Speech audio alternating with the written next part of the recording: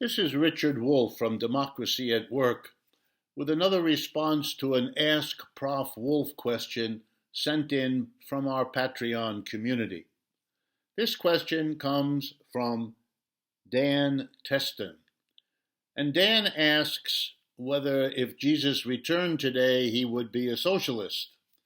And more generally, what is the relationship between Christianity or even religions in general and the struggle between those who favor capitalism and those who think that we can do better and want to move on to socialism? This question arises often, and particularly inside religious communities, for perfectly understandable reasons, and I want to mention them because they're the answer to the question. Religion has been a social force from the beginning of the records we have of human communities.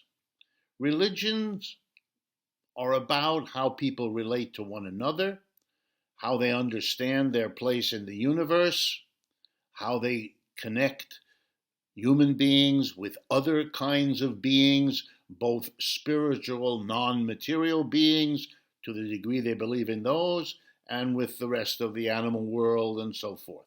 Nature, in short. And religions differ.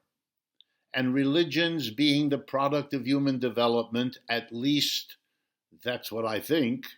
I understand there are others who think of it in the opposite way, that human institutions are products of something pre-human or beyond human or spiritual or a greater power, etc.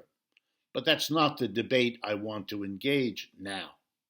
I just want to make it clear that all religions, to the degree that they reflect the societies in which they function, reflect also the disagreements in those societies, the different points of view, the different philosophies. And so, for example, let me take ancient Roman Catholicism back in the time of the Roman Empire. For many, many of the early centuries of the Christian religion, it was a religion of the poor, it was a religion of the oppressed, it was a religion that was persecuted by the authorities of the time. Many of you, like I have also, were taught as children about the stories, the Bible stories and so on, about that difficult early time of Jesus' life and in the immediate aftermath. One of the reasons some people read Christianity, understand it as a religion of the poor, a religion of the oppressed, a religion of the persecuted, is because of its origin. And those people who feel persecuted, who feel oppressed to this day, can find easily in the Christian religion, and indeed in all religions, texts, leading figures, sermons, and so on, that are the expression of people who want change in society because they don't want to continue to be poor or oppressed or discriminated against or persecuted. So religions have that in them, and Christianity or Judaism or Islam, they all have that in them. If you search, you will find it. But they also have another part of society. Let me go back to ancient Roman Catholicism. In the 4th century, during the reign of the Emperor Constantine, Roman Catholicism was taken up by that emperor and made into the official state religion of the Roman Empire, in which case the church changed from being hunted and persecuted by the government. It was funded by the government. It was protected by the government. But of course, not for nothing. In order to get that exalted position, it had to be comfortable with the authorities. It had to render unto Caesar that which is Caesar's.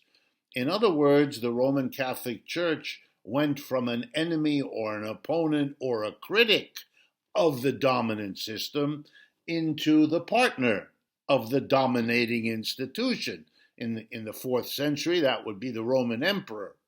But in subsequent centuries, Roman Catholicism, for example, accommodated itself to feudal kingdoms and then had to accommodate itself, when society changed again, to capitalist businesses and business-rich people in capitalism.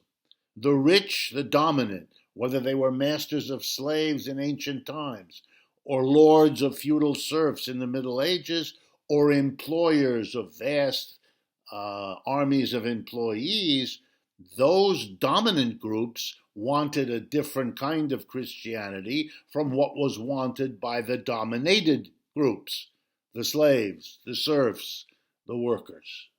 And so there's a tension inside all religions between those who read it through the eyes of a dominating group, a dominating social class, and those who want the religion to reflect, to serve the needs of those at the bottom of society. Which way would Jesus go? I don't know. I think whether Jesus returns or not, or whether any religion's leaders or futures or directions go this way or that, the conflict between different readings of the religion, different interpretations, different emphases, will always be there, to the extent that society is a place where class conflict is real and a part of society, as it is today. So I'm not surprised that there's liberation theology as well as conservative theology, that there are fundamentalist Protestant sects that are socialistic and those that are very gung-ho, celebrating capitalism, free markets, and all the rest. The church is not immune, whatever the church is, from the rest of society. It reflects, it filters, it mediates the conflicts that show up inside religion as different interpretations of what the great leader or the great texts have to say.